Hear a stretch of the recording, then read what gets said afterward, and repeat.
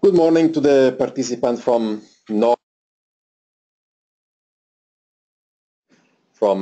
Europe and Africa, and good evening to the participants from Middle East and Asia.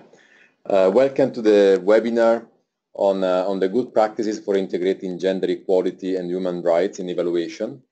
I'm Marco Segone. I'm the Director of the Evaluation Office at UN Women and also the Chair of the United Nations Evaluation Group. As you probably know, the UNEG, the United Nations Evaluation Group, is the network that brings together the evaluation offices of 48 different UN agencies. And we have a lot of activities and a lot of working groups. And one of these working groups is the working group on gender equality and human rights. So within this working group,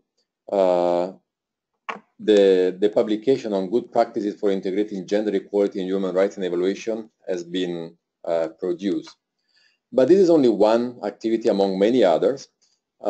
Mainly another important activity carried out by this working group is all the work related to the United Nations system, action plan on gender equality, the UN SWOP, and really about strengthening the capacities of the evaluation functions in the UN agencies to integrate gender and human rights in their own evaluation function, and to report back on how they are doing. For this, the working group in the past already produced guidance on how to do that. But now it's somehow the first time that we are presenting the good practices that have been applied by different UN agencies in integrating gender equality and human rights in evaluation. We decided to open up this webinar to everybody, so not only UNEG members, because we think that we can both contribute to the practice of integrating gender in evaluation beyond the UN, but also we can learn and benefit from practices that have been applied by other organizations. The idea is that the working group will organize a series of webinars. So this is the first one, the introductory one, and later on there will be also other webinars where individual agencies will really present in details their own practice. So without further ado, I would like to introduce Joseph Barnes, who has been the leading author of the publication, and that we have online also a few colleagues from UN agencies that will also share their experience, and then we would like to open up for question and answer. So Joseph will talk for about 20 minutes, and then we will have about 30 minutes of a Q&A. So with this, I would like once again to welcome all of you and give the floor to Joseph. Thank you very much, Marco, and welcome to everybody, and thank you for joining us for this webinar. Before I get started, I think it's good to kind of recall the genesis of this work, which was another exercise which was supported by the working group, which looked at a sample of evaluation reports from across the different UN members of UNEG, and then it looked at those and it kind of said, you know, to what extent has SWOP been integrated into these reports, and what good practices are there. So I think that really indicates that there are good practices to be found across the UN system, and this just seeks to highlight some of them. The guidance itself, well, not the guidance, the good practice kind of document is organized around the 4 UN SWOP criteria. But for this webinar, we've looked at the practices slightly differently, and we've decided to organize them around kind of 5 main steps, really, in terms of implementing gender equality and human rights commitments in a very concrete way within the evaluation process. And so these are 17 good practices, and they're drawn from 12 different UN entities. And we've organized them then so around this kind of first stage of designing evaluations to reflect gender equality, recruiting evaluation teams who are able to implement gender equality commitments, collecting data to allow gender analysis, using analytical tools in the fourth one for understanding patterns between different gender groups, and then finally as organizations accounting for the implementation of gender and human rights within our evaluation functions. So if we go through each of these 5 kind of phases step by step, that's hopefully we'll get some more insights into kind of some of the good practices that have come out.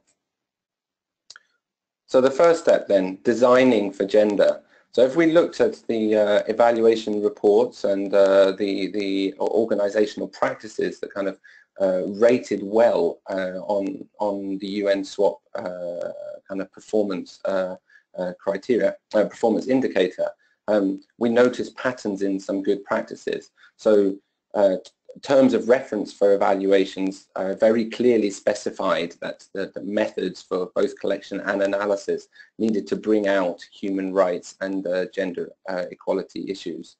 They also required that the evaluation kind of data, both primary and secondary data, was wherever possible disaggregated by sex and other social identifiers such as ethnicity or age or whether people have differently abled.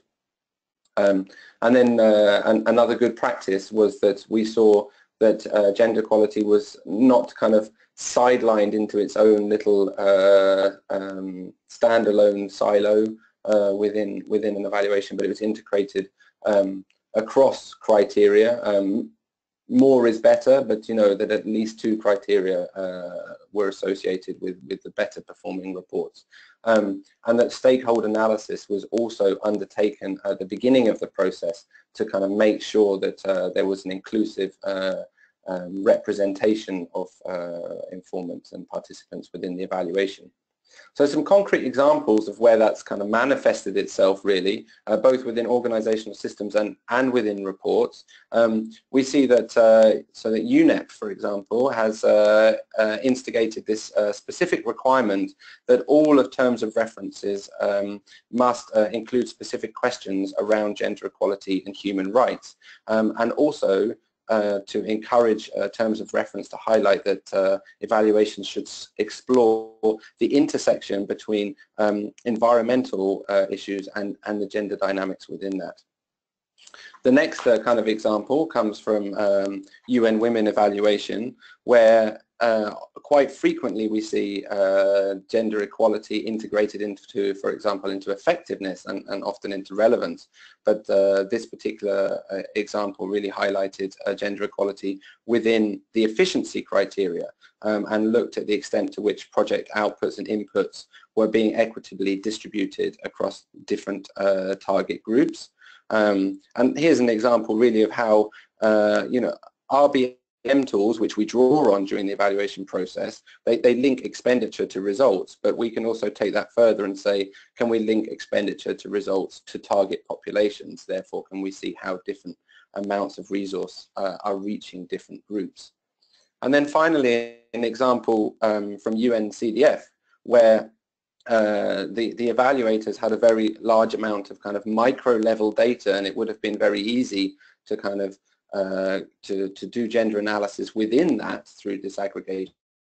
But the terms of reference and the design of the evaluation also took a bigger perspective and looked at wider gender analysis and the extent to which the intervention kind of contributed to increasing the capacity of UNCDF's partners to carry on addressing and meeting the specific needs of girls and women, in this particular example in regard to financial services.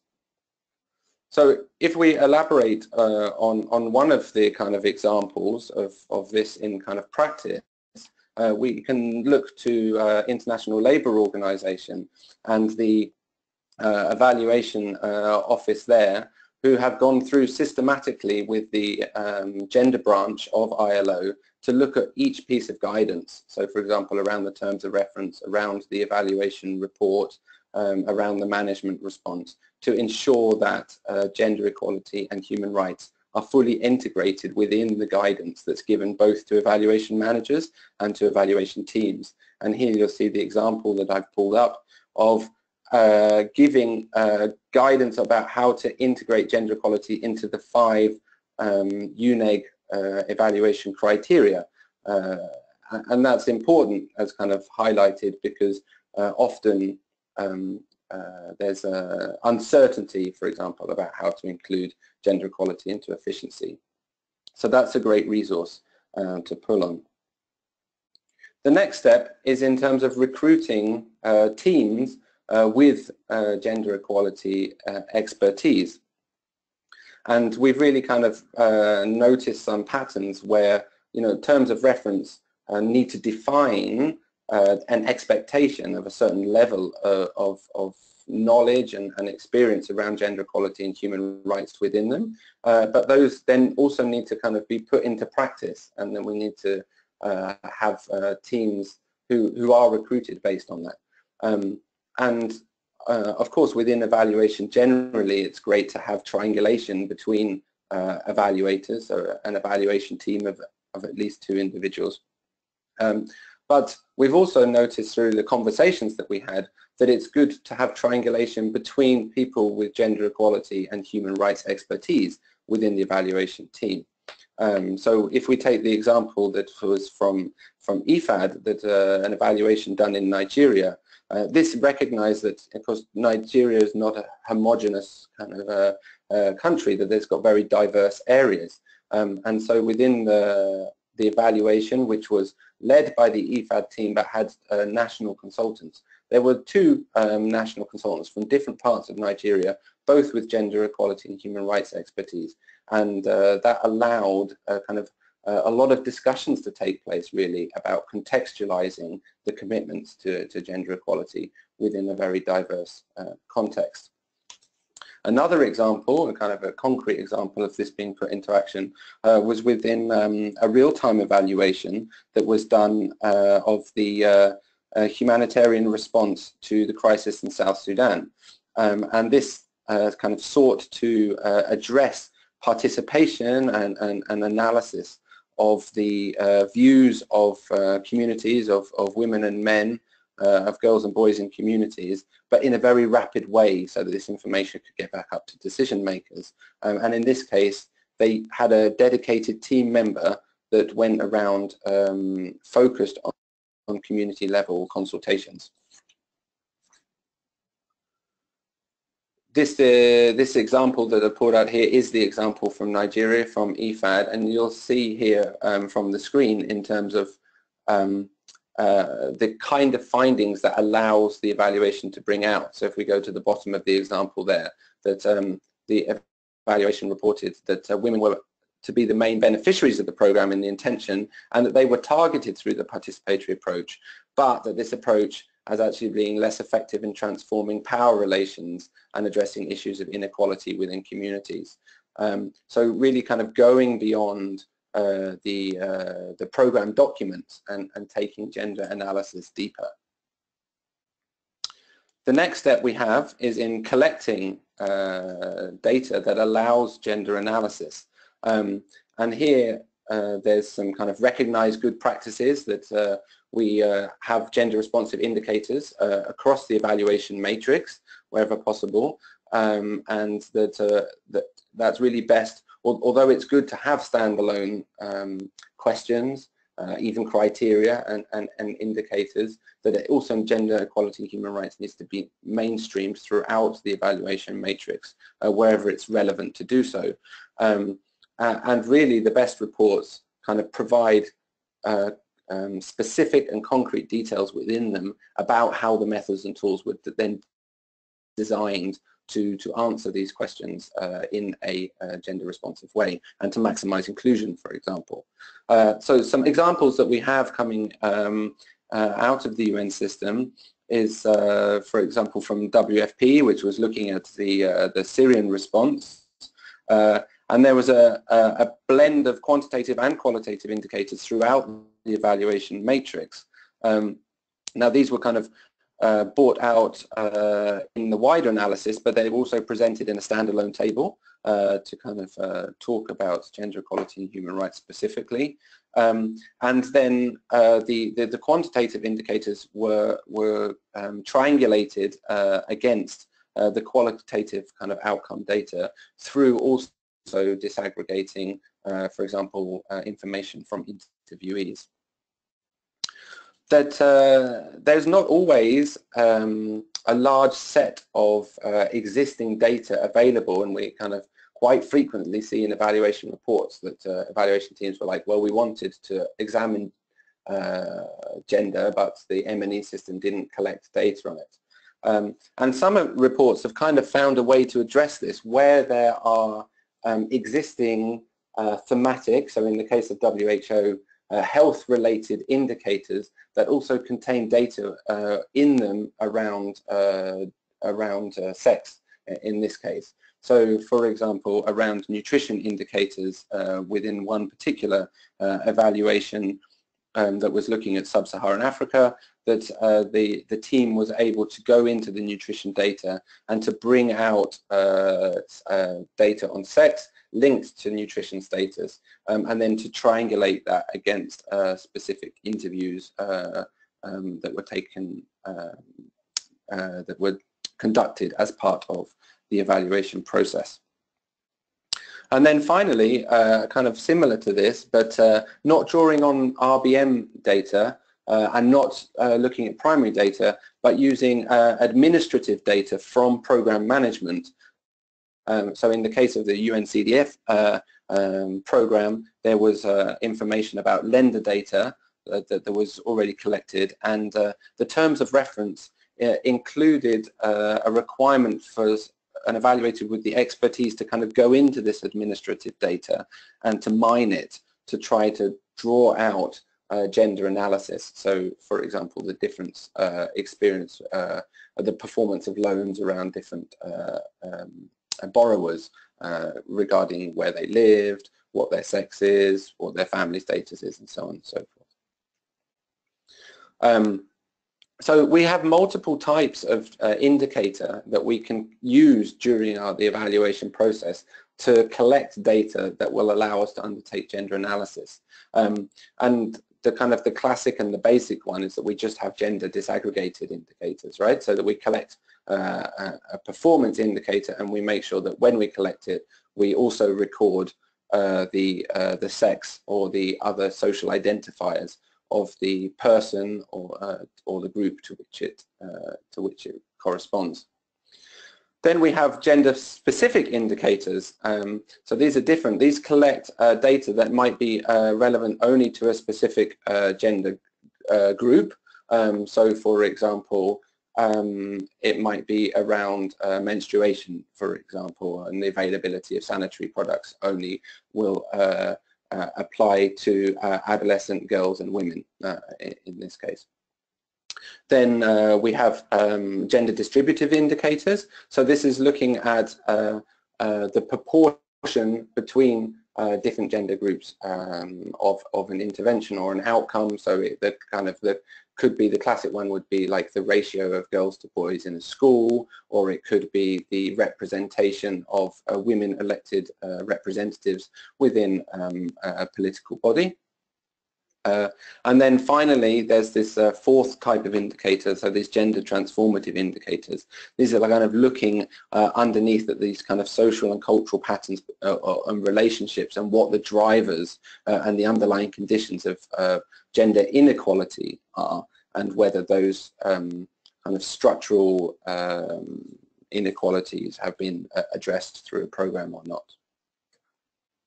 So once we've collected all this data, then the next step, the final step is, well, not the next step, yes, the fourth step is to analyze for gender. And of course there is one of the UN SWOP criteria is about whether the findings and the conclusions and recommendations specifically reflect gender analysis. So the gender analysis can look at several kind of stages of an intervention, really, and the good practices are to look at it across all those stages. So in terms of its design stage, how it was designed, in terms of the way that it was implemented, and of course in terms of the outcomes and the results that it led to. There's other good practices around the sampling framework in terms of who we speak to and what documents we look at during the evaluation process, to make sure that we have this range of different sources that can be brought together at the analysis stage. We kind of look at multiple levels of evidence, and we can look at multiple sources and multiple types of evidence during our analysis. In order to triangulate them, either comparing them or deepening particular issues. That this gender analysis is then really kind of come out clearly within the findings, almost that as many findings as possible kind of explain what the gender implications are, and that those, according to the other UNEG standards, of course, that those findings very clearly link through to a set of conclusions, which are based on the evidence from the findings, and that a set of recommendations that very clearly come out of the conclusions, so that you see this pathway of gender analysis influencing the eventual recommendations. And then a last point really in good practice is, of course, lessons learned, which is sometimes a fairly commonly misunderstood area in the ratings that we see of evaluation report quality, in that lessons under the UNEG definition need to be generalizable, so it's taking something from a specific intervention and saying how is this applicable to other contexts, and how can other people working in other areas learn from this, and to take that a step further, it's great if that includes specific lessons around gender equality and human rights. So there's some great examples of organizations already doing this and having done this in their reports. With the particular example from WFP, which was around one of their very large protracted relief and recovery operations, they wanted to analyze gender, but they wanted to look at it from multiple perspectives. So one perspective was to look at the results themselves and to say, you know, how are the benefits of this intervention distributed across different gender groups, and how is it affecting gender norms. But also they wanted to look at to the extent to which the design of the program was aligned with WFP's gender policy at the global level, and reflecting of that. So kind of like both this normative view and this normative analysis, but also the operational analysis as well. Then we've got a very good example that came out of Kyrgyzstan, which was an UNDAF evaluation, which was a joint evaluation between the whole UN country team. And in that evaluation, the team had done an evaluability study at the very beginning to kind of say to what extent do the existing UNDAF indicators reflect gender, and if they don't, can we add new indicators into that framework. Therefore, all of the UNDAF outcomes had gender-related data for them by the time the team got to the analysis stage, and that is reflected in then an analysis that goes across all of the findings, all the conclusions, and all the recommendations, so it's very deeply embedded. We have a very interesting example of an evaluation that was done jointly by the Global Environment Fund and also UNDP, and this was a very interesting challenge that the mixed team here faced from both institutions, is that the stakeholders that the evaluation needed to speak to at a very high level had very different perspectives or views on the relevance and the relationship between gender equality and environmental goals or environmental outcomes. And the way that the team addressed this was to ensure a very consistent collection of quantified gender data. So, for example, they integrated gender into project performance review templates that were then collected across all of the countries. And by doing that, they were able to do a kind of quantitative analysis of the extent of gender integration and gender relations to outcomes and that was accepted by all of these different stakeholders, and that then was an entry point for kind of a deeper discussion around gender. So that was kind of how that challenge was overcome. And then finally, a kind of a similar example to the WFP one that I started with, but it was a UN Women evaluation in Jordan, and that was kind of mixing these two perspectives of analysis, so this bottom-up and top-down. And the bottom-up one was done through most significant change stories, but the top-down analysis was like, to what extent are these changes contributing to the concluding observations of CEDAW for Jordan, right? So to kind of the global norms for gender equality that have been advised to Jordan as being their priorities. So there we go, another kind of example of these multiple perspectives at the analysis stage. And here, the example that I've really drawn on here is this GEF and UNDP joint evaluation. And I think the important thing here to highlight is the within the analysis of how the evaluation drew on expertise from both evaluation offices. So it brought together these different perspectives, and the evaluation team kind of worked through the challenge of speaking to their different stakeholders about gender, and made sure the analysis kind of spoke to all of those perspectives. Okay, so the final step then that we've highlighted is about being, accounting for gender within the evaluation functions. And here, we've got this 2016 UNEG norms and standards, which have now just been translated into multiple languages, so they're available. And the UNEG norms and standards, they specifically now refer to integrating human rights, but they also include standards around ensuring quality, having quality assurance systems and controlling the quality of evaluations at different stages, including the design stage and the reporting stage. And therefore, kind of the standards are to have systems that can ensure the integration of gender equality. And there's some examples, and some great examples of this in practice. So there was already the example that I gave earlier at the very beginning from ILO of mainstreaming gender in evaluation policy.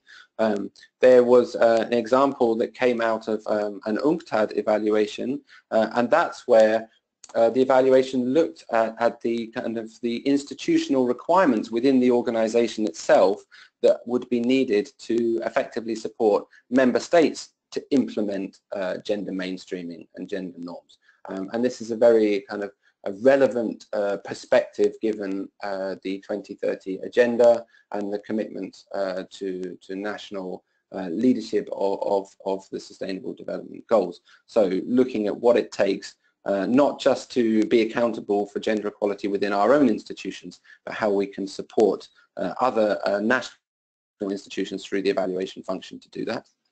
Then we had the example from EFAD that was looking at the centralized evaluation function and how well gender equality was being addressed in the centralized evaluation function, and that was through this meta-analysis, so a meta-synthesis that was done. And so that's kind of like self-accountability, really, looking at our own work within kind of a central evaluation office, and to what extent are we living up to our own policy commitments. But then there's also supporting the implementation of the UN SWAP standards and gender equality kind of norms within a decentralized evaluation function. And in this case, we have the example that comes from UNICEF's GIROS system, although there's similar systems, of course, from UNFPA and from UN Women, from UNDP and others, which systematically assess decentralized evaluations using the UN SWAP criteria, and then give feedback to the evaluation managers, including constructive ideas for how they can improve in the future. And I think that, that's the example that I pulled out there at the end, that there's this importance really of integrating the UN SWAP performance indicators into existing institutional systems, so that accounting for gender is not a separate thing, but it becomes part of the core business, really, of the evaluation function. So there we go. In summary, we have these 5 steps. So we've got this design, recruit, collect, analyze, and account. And we've got the full guide there, which Sabrina, I am sure, will be sharing the link to download and to read and to use, and hopefully to come up with your own examples and your own best practices that others can also learn from. So I'd like to thank you very much for your time and your attention, and I will turn back now to Sabrina to facilitate us for the rest of the webinar. Thank you, Joseph, for the great presentation. We can still see your screen, so perhaps you could leave the presentation up just so that in case people want to see different slides. I would like to invite a few of the members that are representing entities that are highlighted in the report to say a few words about their experience. So I know that we have some of them online, and I can unmute you, or Heather, would you like to go ahead? Yes, hi Sabrina. Hello everybody. This is Heather from the UNDP Independent Evaluation Office. Sabrina, what would you like me to speak to?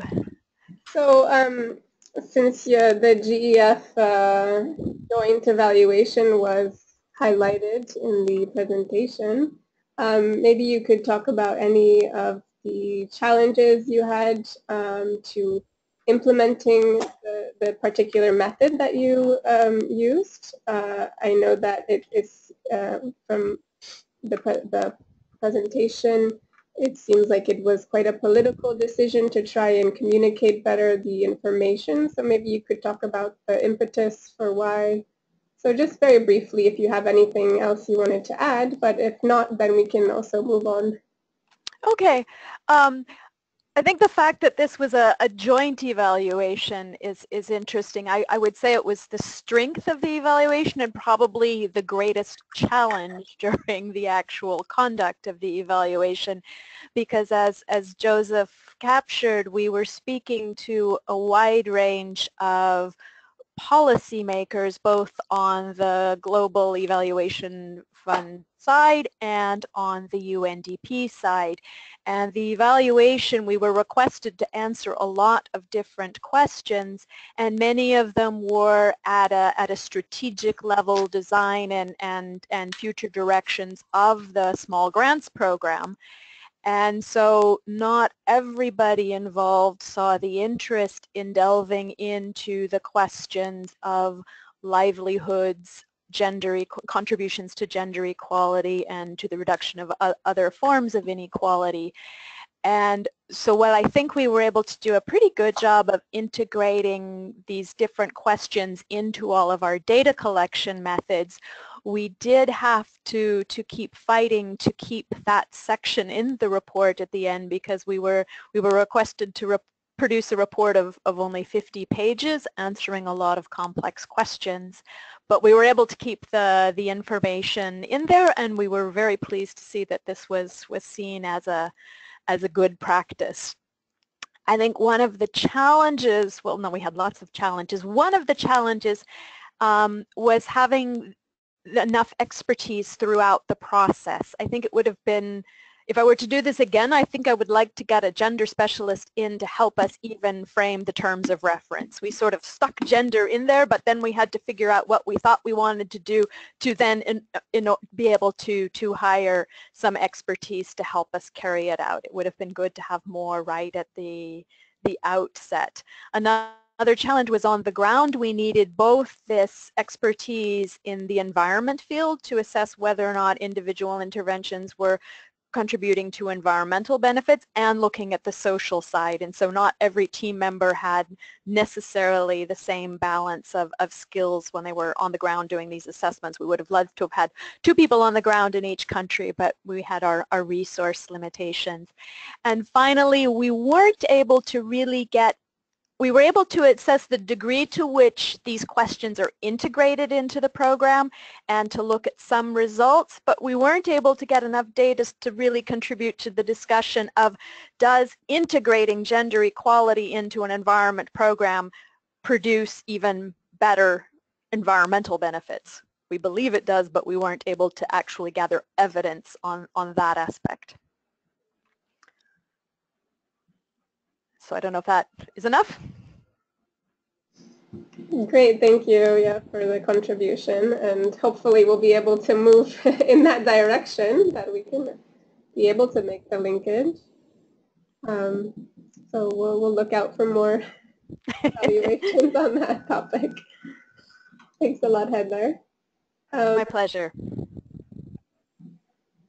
So now we'll move to, if anybody else from, that is highlighted in the guide would like to speak, please, raise your hand and I can unmute you. If not, then we can move on to the Q&A. And we did receive a lot of questions, so we won't be able to answer all of them, but please, enter them in the question box, chat box on your dashboard, and we'll try to answer them here. And I did want to also share with you the website before we start with the question and answer. Hold on, I will show my screen.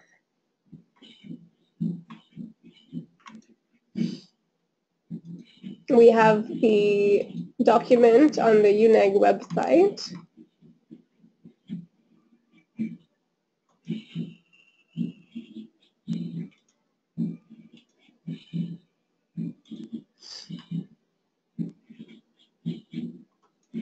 So you can go to unevaluation.org and you can look under documents. We have a document library.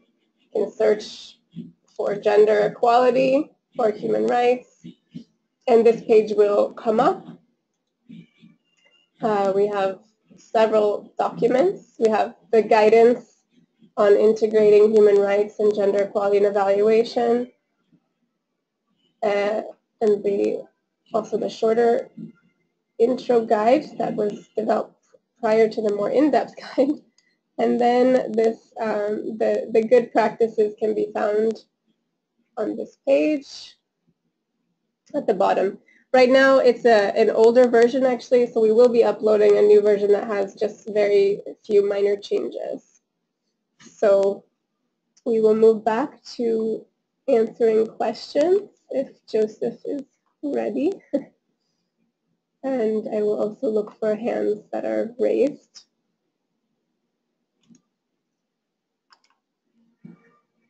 Okay, so I have two questions that I've seen so far that you forwarded to me, and they're actually very closely linked. So one of the questions that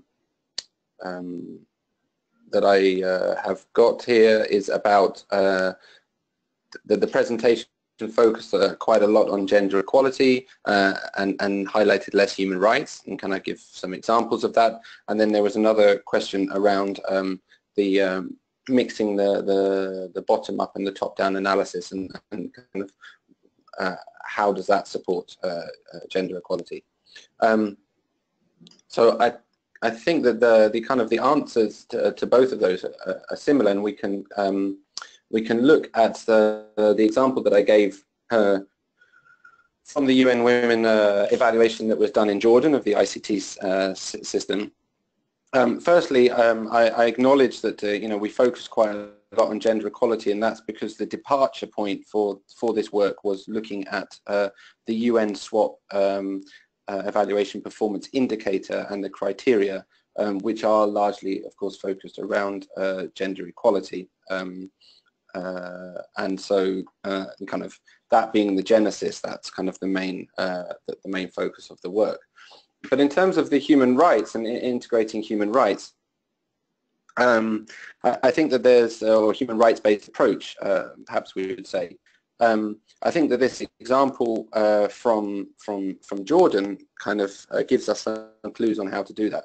So in terms of ensuring kind of participation and inclusion and non-discrimination within our evaluation process itself, I mean, this example included like most significant change stories and kind of participatory processes such as that to gather some primary data that was kind of the voice of affected populations. How that was then analyzed, I think that's where this kind of top-down and bottom-up approach kind of was coming from, was that was analyzed, well, the outcomes of the intervention that had been derived through this participatory evaluative process were then analyzed against the global human rights norms and standards. And in this case, particular case, it was the Convention for the Elimination of all Forms of Discrimination Against Women.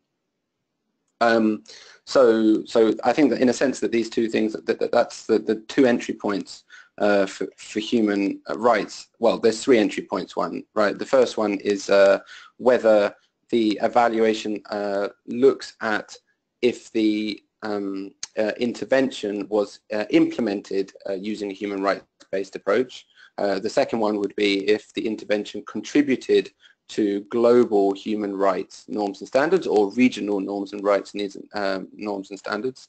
And then the third one would be whether the evaluation process itself is implemented kind of according to human rights principles such as participation and inclusion. So I hope there's some contribution there. We have a few more questions kind of coming in here. So if you just give me a couple of seconds just to take a look at them. Yeah, so I can read them out loud. So one is about if on the team there are women, which are the skill sets and competencies that they bring to the table in general? And are women able to analyze gender data better than men? And the third part of the question is, in implementing the recommendations, do you think that women are a better fit to address those related to gender? Okay, so let's look at that. So in terms of the team members, it's an interesting first question about whether what are the kind of the skill sets and competencies that women in particular bring to the table. Well, I don't think it's about whether it's women or men. It's about whether your evaluator is knowledgeable and empathic towards gender equality and understands the concepts of gender. There are particular cases. So, for example, if you were doing an evaluation of gender-based violence and you were talking to survivors of violence, then kind of under the ethical norms for UNEG, you would look at the power dynamics between the evaluator and the person who they are talking to. And in that case, you normally you wouldn't have a male evaluator talking to, for example, a survivor. So in that case, of course, there are important differences, and they do need to be taken account of during the design of the evaluation process. But I think that you know, whether the knowledge of gender and the ability to bring a gender analysis into an evaluation is not dependent on the evaluator being a woman or a man. Now, of course, we do want to encourage kind of women leadership within the evaluation teams as well, and that's an important factor. And we also want to include kind of diverse ethnic groups as well within our evaluation community as well, also in leadership positions, you know, not always just in kind of as evaluation members in a sense. Sorry, on that point, yeah. Joseph, I just wanted to add that we also, through UNEG, we have just issued competencies for evaluators. They've been updated in 2016, and we have a new dedicated competency on human rights and gender equality for evaluators. So again, on the UN evaluation website, you could look up that information to see what we're promoting as the competencies for evaluators. Great. That's a great source. The official answer, not just mine. But yeah. But I would also encourage, of course, that we also want you know, feminist men as well also doing evaluation. So. Definitely. Definitely. Yeah. Okay, so we can just take maybe one or two more questions. There's one specifically on one of the approaches that you highlighted, and so it says, how is mixing the bottom-up and top-down analysis ensuring gender sensitiveness? If you could please explain more about this analysis approach. Yep. So I tried to answer that just before, but you know, to reiterate, I don't think it's about ensuring gender sensitiveness on stuff, but it's a way of analyzing gender from multiple perspectives. So like the operation, I can't even say this word, making gender operational, because we can kind of look at the outputs and the outcomes, and we can kind of say, you know, to what extent did they support gender equality or not. But also looking at it kind of from a policy perspective. So the WFP example that I gave of the PRRO in Iran, that was also looking upwards into saying to what extent has this the design process for this operation and the programmatic kind of substance of this operation, to what extent does that comply with WFP's gender policy, right? So this kind of it's looking at gender in multiple ways. I think that's the important point, really. Okay, so we'll just take this one on in a context of cultural barriers, where some donors require mainstreaming gender issues, how to deal with the terms of reference, knowing that some of the questions cannot get answers. So that's, I mean, that's a great point, right? And that really gives kind of this highlights the importance of the inception phase and the negotiation that's done on in the inception phase. And I gave an example, I'm trying to remember which one it came from, about where the evaluability, oh yes, it was from Kyrgyzstan. It was from this UNDAF evaluation, that during the inception phase to do an evaluability analysis, and during the evaluability analysis to specifically look at gender equality and to say, you know, are we going to be in a position to analyze gender using the existing data that we have available to us, and if we're not, how can we supplement that data, and kind of what are the limitations on it, and then kind of having going into dialogue with the evaluation manager and the commissioner to kind of to address that question before it gets to the data collection stage and before it gets to the analysis stage. We'll just, so there are a couple of questions about different gender categories and how those are being dealt with in evaluations. Do you have any thoughts about that?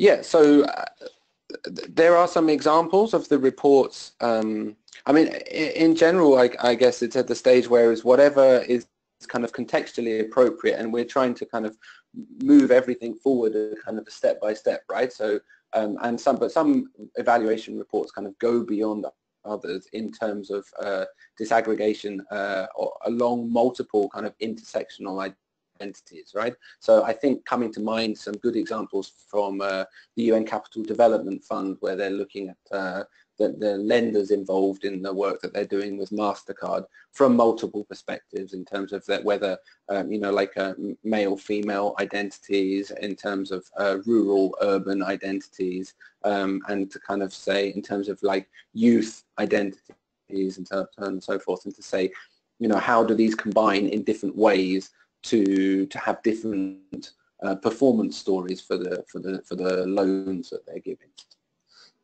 Yeah, I think in the UN, in terms of sort of beyond male-female, there's minimal work, right, being done, mainly because of political recognition. Yes, I mean we do have a joint declaration on the rights of the LGBTQI kind of community, so that's there and that we can refer to. But it's not kind of, we don't typically see it within evaluation reports kind of coming out. I guess within the area of HIV we see, you know, more often this type of analysis. But no, we have a very hetero-biased definition of gender in most of our evaluations. Yes, so far. So let's hope in the future we will be able to address. And then we have, let's see, let's take that just one last question, more about